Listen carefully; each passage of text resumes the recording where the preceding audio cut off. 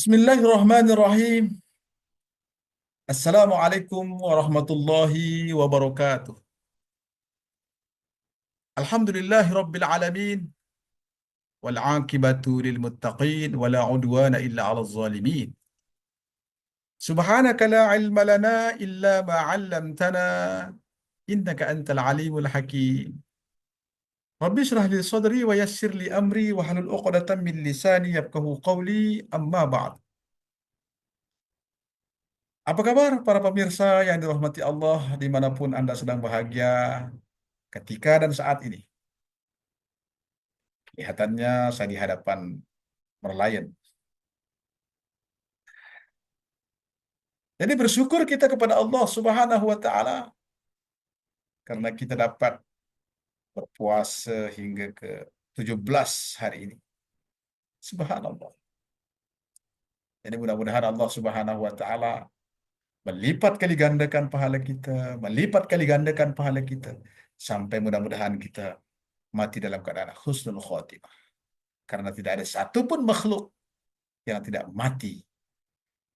Karena syarat mati tak semestinya sakit, tak semestinya tua, tak semestinya anak-anak, tapi syarat dan rukun mati adalah pernah hidup. Jadi siapa saja yang pernah hidup, pasti akan mati. Oleh karena itu, perbanyakkanlah amal ibadah, lebih-lebih di bulan suci Ramadan ini. Pada kesempatan ini, saya ingin berkongsi tentang menghadiahkan makanan. Insya Allah, menghadiahkan makanan. Ya, keutamaan menghadiahkan makanan, lebih-lebih di bulan suci Ramadan ini. Keutamaan eh, keutamaan menghadiahkan makanan untuk jiran tetangga. Nah, jiran tetangga. Insya Allah. Para pemirsa yang dirahmati Allah Subhanahu wa taala, memberikan hadiah baik berupa makanan adalah anjuran baginda Nabi Shallallahu alaihi wasallam. Bahkan ketika dahulu sahabat-sahabat kalau ada yang memasak lauk dianjurkan supaya diperbanyak kuahnya karena isinya memang sedikit. Kalaupun tidak dapat isinya, paling tidak kuahnya. La yudriku kulluh wala tutrak kulluh. La yudriku kulluh wala yutrak kulluh. Tak dapat semuanya, sedikit pun jadi. Maknanya isinya tak dapat, kuahnya pun jadilah. Ini berdasarkan hadis baginda Nabi Muhammad sallallahu alaihi wasallam yang mana beliau mengajarkan kepada kaum muslimin di masa beliau hendaknya apabila memasak makanan yang berkuah agar diperbanyak kuahnya supaya bisa dibagikan kepada tetangganya. Indahnya Islam ini. Subhanallah. Idza tabakhta, jika kamu memasak kuah, ya. Idza tabakhta marqatun fa'aksir ma'uha wa ta'ahidi jiranaka. Jika kamu memasak kuah, maka perbanyakkanlah airnya dan berikan sebahagian pada para tetanggamu. Hadis riwayat Imam Muslim. Para pemirsa yang dirahmati Allah Subhanahu wa taala. Demikianlah anjuran daripada baginda Nabi Shallallahu alaihi wasallam tentang menghadiahkan makanan. Jadi kalau kita sekarang makanan kita kadang-kadang banyak makanan yang tidak ada kuah, maka bolehlah kita berikan mie goreng, boleh kita berikan bakso. Dan sekarang di Indonesia banyak namanya bakso itu. Ada bakso eh, beranak, ada bakso mercon. Aduh, semakin ingin pula pulang ke Indonesia memakan bakso. Tapi ada juga namanya bakso setan. Waduh, itu parah itu. Nah, kalau saya memang tidak mau. Khawatir nanti setelah makan bakso setan tuh, perangai macam setan. Subhanallah. Kalau buat nama janganlah buat setan kan. Eh, Subhanallah. Jadi demikianlah para pemirsa yang dirahmati Allah Subhanahu wa taala. Jadi hadis yang telah kita paparkan tadi memberikan gambaran kepada kita bagaimana baginda Nabi Shallallahu Alaihi Wasallam tidak selfish, artinya tidak mementingkan diri sendiri, tapi dia mengutamakan kepentingan orang lain. Dalam riwayat yang lain, baginda Nabi Shallallahu Alaihi Wasallam bersabda, sebaik-baik manusia, khairun nas, anfa'uhum linnas. Sebaik-baik manusia yaitu yang paling banyak menghadirkan seberapa banyak manfaat bagi orang lain, bukan bagi dirinya, tetapi bagi orang lain. Kenapa bukan orang lain? Karena tanpa disuruh pun pasti kita akan memikirkan diri kita, keluarga kita, handai kita. Jadi kalau orang lain ini, pastilah kita harus ada inisiatif. Ya. Jadi kesimpulan daripada hadis ini, tuan-tuan dan puan-puan, para pemirsa yang dirahmati Allah Subhanahu wa taala, mengajar untuk menjalinkan hubungan baik pada jiran tetangga dengan memikirkan mereka ketika menyediakan makanan. Adakah di sini saudara-saudara yang muslim saja? Tidak. Jadi orang yang bukan Islam pun juga hendaklah kita tunjukkan rasa empati kita. Empati kita supaya apa?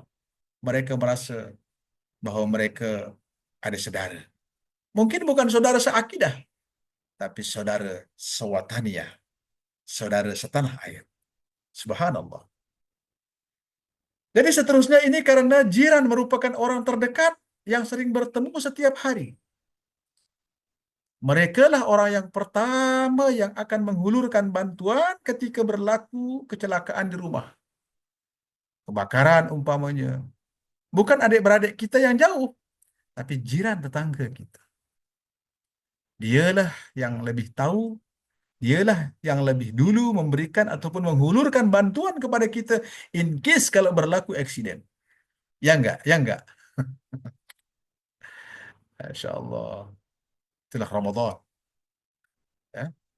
Sehingga penting kita menolong orang lain tersebut.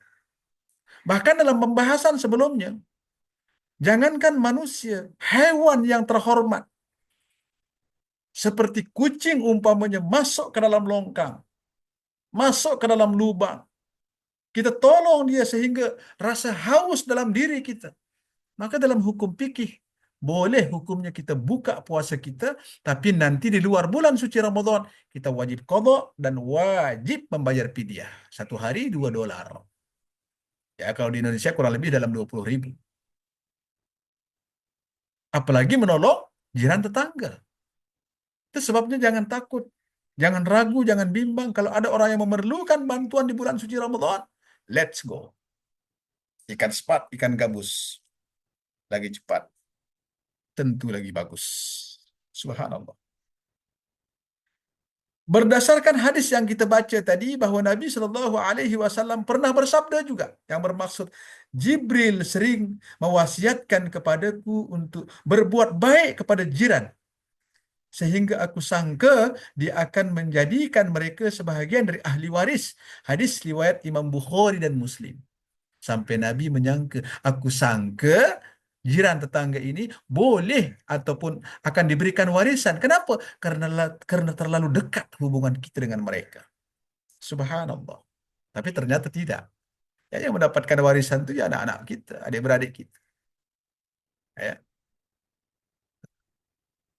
Kalau si suami meninggal, tidak ada anak, dia hanya istri sahaja, maka dia mendapat 25% daripada harta tersebut. Kira 1/4. Banyak juga didapat. Jadi para pemirsa yang dirahmati Allah Subhanahu wa taala, jiran yang baik adalah sumber ketenteraman dan jalan menuju surga. Karena Nabi Shallallahu Alaihi Wasallam pernah bersabda yang bermaksud tidak akan masuk surga orang yang membuat jirannya tidak merasa aman daripada gangguannya.